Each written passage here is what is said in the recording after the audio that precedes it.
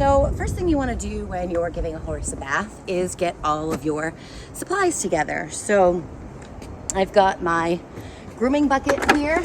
We're going to do a nice brushing before we start. I've got my Cowboy Magic best shampoo, detangler, conditioner products in the world. Actually, fun story the other day. You all know we're in the middle of quarantine right now.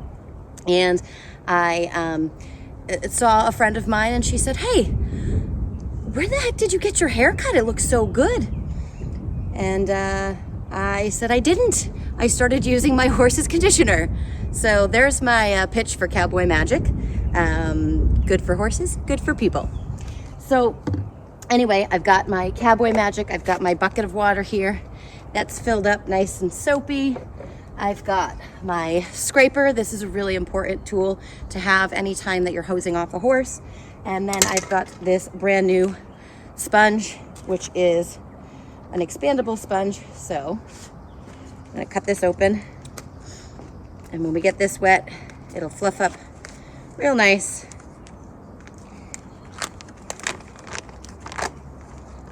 All right, I'll put those over there. Okay, so here's my sponge. I'm gonna just plop that right in the water for now. And of course, I've got my hose here. So the first thing we want to do though is sort of get any of that loose dirt and grime off of his body. And also as we're grooming him, sort of before we start bathing, just checking for any other injuries or sore spots or anything like that, which is really something you should be doing every time you groom your horse, just so we're making sure that they're in the best health.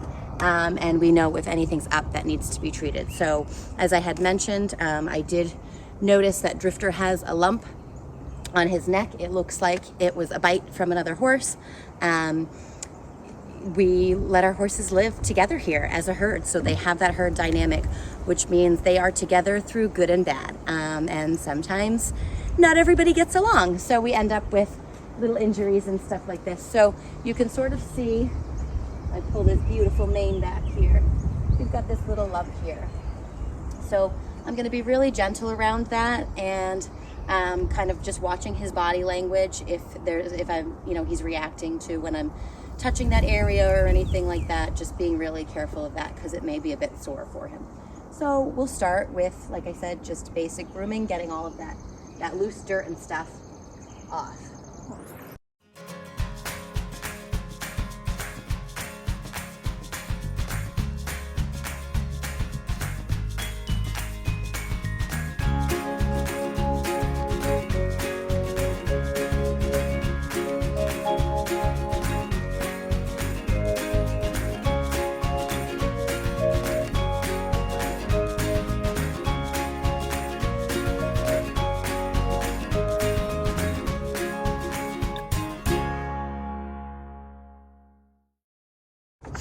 Okay, so the next thing we're gonna do is get that hose on him. We're gonna get him nice and wet all over before we lather him up. And as I had mentioned, I actually wanna spend a little bit of extra time hosing off that neck area so we can reduce some swelling. So I'm gonna go ahead, get that hose running. When we're hosing off a horse, you never wanna start spraying them in the face. So when I start hosing him off, I'm gonna start back here by his shoulder, so that he can be aware, he can get introduced to it slowly. I can watch his body language and see how comfortable he is having that hose turned on him. And then I may move up his neck area towards his face.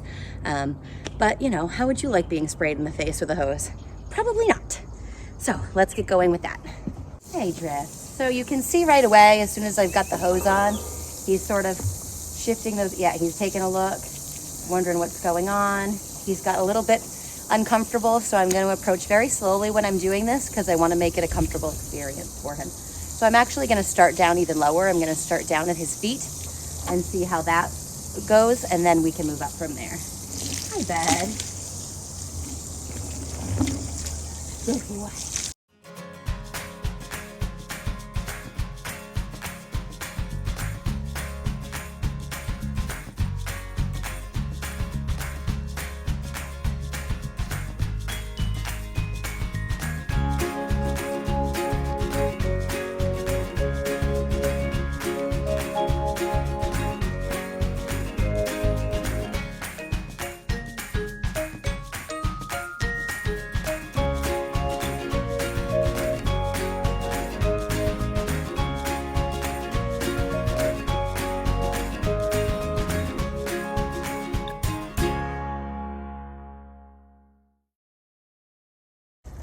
Okay, so he did a really good job with that. You could tell when I was dragging the hose around, he was kind of paying attention to that, a little bit unsure of what was going on with that there.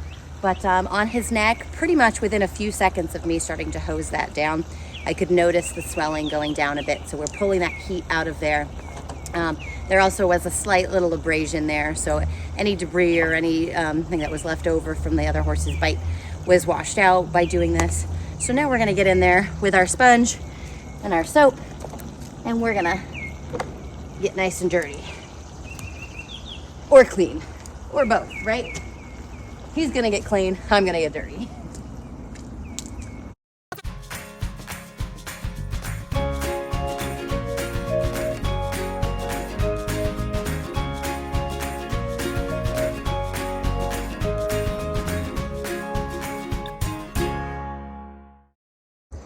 So you notice I'm checking underneath in his genital area because during this time of year, we've got a lot of flies and gnats that are coming out, and that's a really common area for them to bite. And so I want to make sure that it's nice and clean, and also check that there's not any injuries or swelling going on there. And I just noticed he actually does have a bug bite down there that is a little bit swollen. So again, we're going to clean that out, and then we're going to put some fly spray and swat a bug deterrent in that area after we're done with our bath.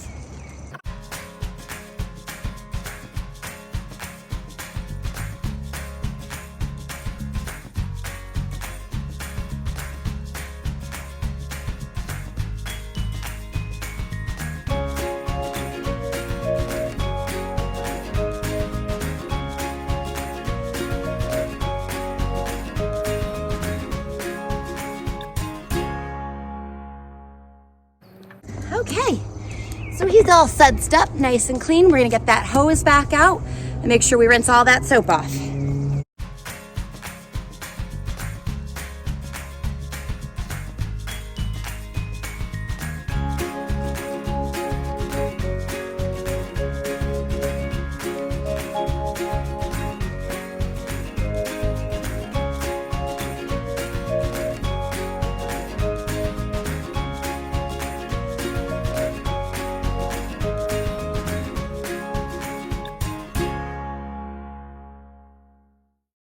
Okay, so now we got all the soap off, and the next step is really, really important.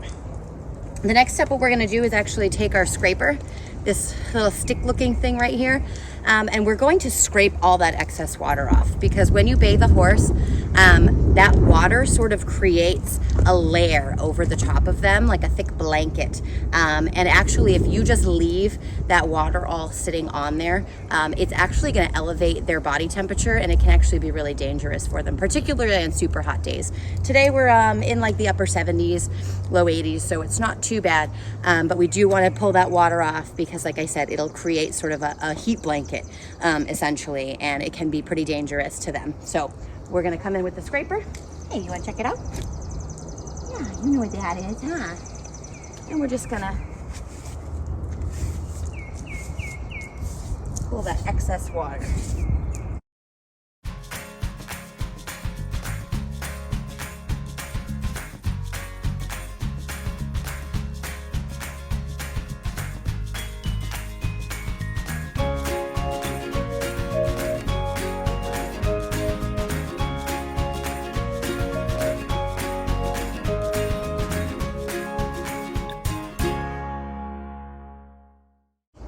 So the next thing that I am going to use, some more cowboy magic.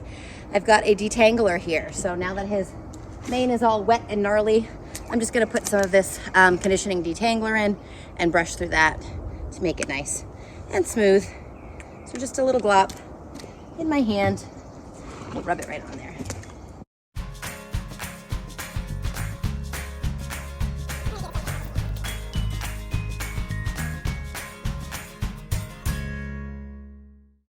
And generally, unless I'm braiding or pulling or anything like that, I just like to use a hard brush to brush out the mane. I don't want to be pulling out too many hairs or causing a lot of breakage so that it's getting more dry or flying away or anything like that. A horse's mane is important for being able to swat off those flies. So we want it in nice shape. And this hard brush is going to really spread that conditioner out across the whole mane.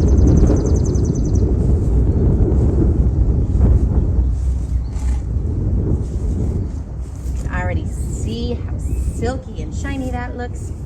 So handsome. You're so handsome.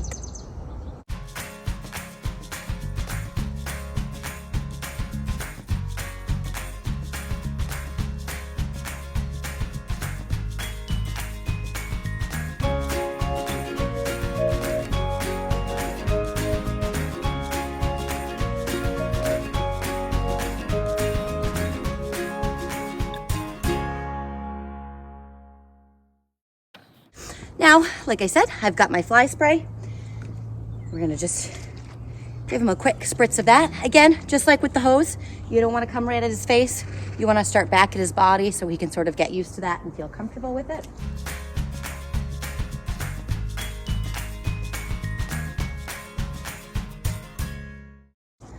And then what I like to do, swat our best friend. I just use one of these dish sticks, whatever, dish sponges.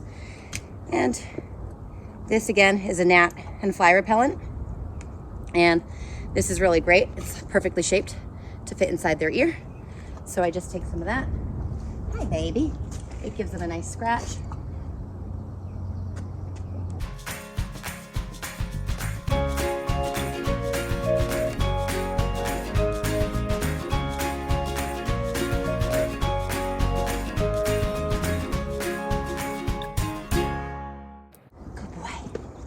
All right, so now he is clean, he is sprayed. Here comes the fun part. My lead rope is totally soaked. I should have kept it off the ground.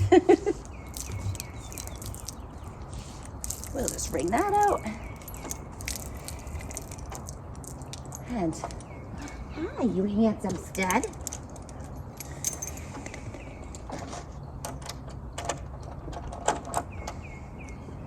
We're gonna go for a walk to dry off and have a little bit of a snack. Huh? Come on. Take you guys with us.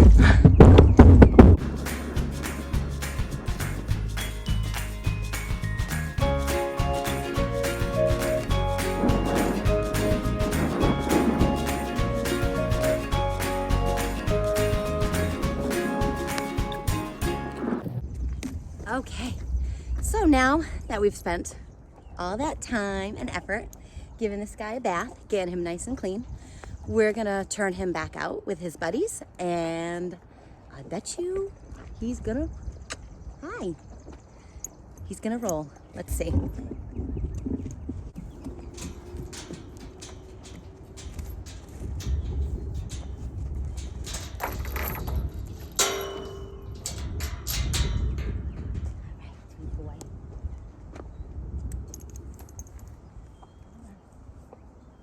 Go.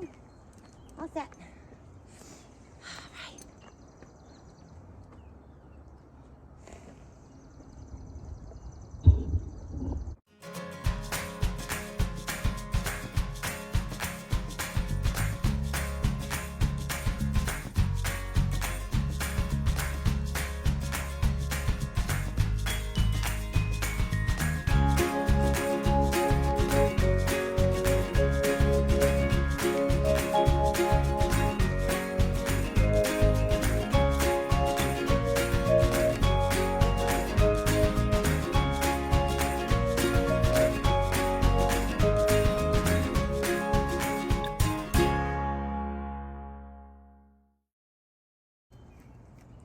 And there it is.